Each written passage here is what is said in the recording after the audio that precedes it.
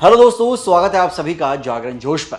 देश के मेडिकल कॉलेजों, यूनिवर्सिटीज और हेल्थ केयर इंस्टीट्यूशंस में पढ़ाने वाले डॉक्टरों और फैकल्टी मेंबर्स के लिए एक बहुत बड़ी खबर सामने आई है। नेशनल मेडिकल कमीशन यानी एनएमसी ने फैकल्टी मेंबर्स की नियुक्ति यानी अपॉइंटमेंट, प्रमोशन और डेजिग्नेशन से जुड़ी पूरी प्रक्रिया में एक बहुत बड़ा और ऐतिहासिक बदलाव किया है।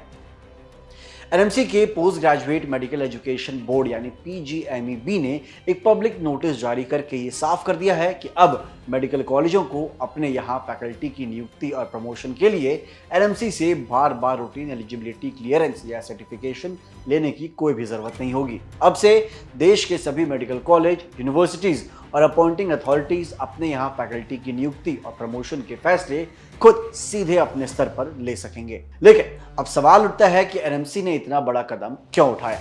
दरअसल एनएमसी को देश भर के अलग अलग मेडिकल कॉलेजों, यूनिवर्सिटीज, फैकल्टी मेंबर्स और एनबीईएमएस से मान्यता प्राप्त अस्पतालों की तरफ से लगातार हजारों ऐसी एप्लीकेशंस और रूटीन रिक्वेस्ट मिल रही थी, जिनमें उम्मीदवार अपनी एलिजिबिलिटी चेक करने या सर्टिफिकेट जारी करने की मांग कर रहे थे। एनएमसी ने स्पष्ट किया है कि medical institution qualification of faculty regulation 2025 यानी MIQFR 2025 में फैकल्टी पदों के लिए आवश्यक educational qualification, teaching experience, research publications और ट्रेनिंग से जुड़े सभी नियम और मापदंड पहले से ही एकदम साफ साफ लिखे हुए हैं। जब नियम पहले से तय हैं तो रूटीन मामलों को बार बार एनएमसी को भेजने की कोई भी जरूरत नहीं है। इससे फालतू का प्रशासनिक बोझ बढ़ रहा था, आरटीआई और लीगल केस बढ़ रहे थे और अपॉइंटमेंट में बेवजह की देरी भी हो रही थी। इसलिए अब ये पूरी जिम्मेदारी सीधे मेडिकल कॉलेजों और यूनिवर्सिटीज के कंधों पर डाल दी गई है ताकि इंस्टीट्यूशनल जवाबदेही बढ़ सके। लेकिन दोस्तों, इसका मतलब ये बिल्कुल भी नहीं है कि एनएमसी का रोल पूरी तरह खत्म हो गया है।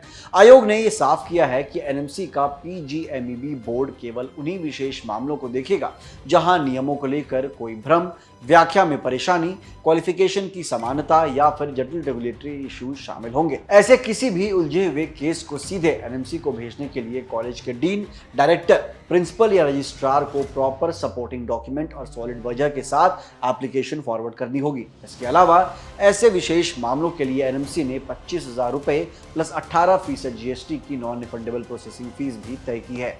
एनएमसी ने यह भी सख्त हिदायत दी है कि कोई भी डॉक्टर या फैकल्टी मेंबर व्यक्तिगत रूप से यानी इंडिविजुअली सीधे एनएमसी को एप्लीकेशन नहीं भेज सकता।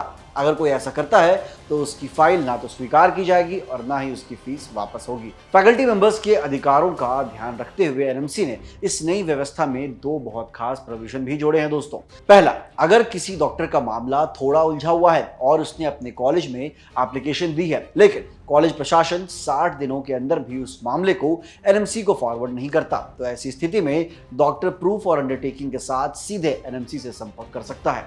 दूसरा, अगर कोई डॉक्टर अपने कॉलेज या यूनिवर्सिटी द्वारा लिए गए किसी अपॉइंटमेंट या प्रमोशन के फैसले से संतुष्ट नहीं है तो वो 30 दिनों के अंदर 25,000 रुपए की फीस और आवश्यक पेपर्स के साथ एनएमसी में रिव्यू की मांग भी कर सकता है, जिस पर बोर्ड 60 दिनों के भीतर फैसला सुनाएगा।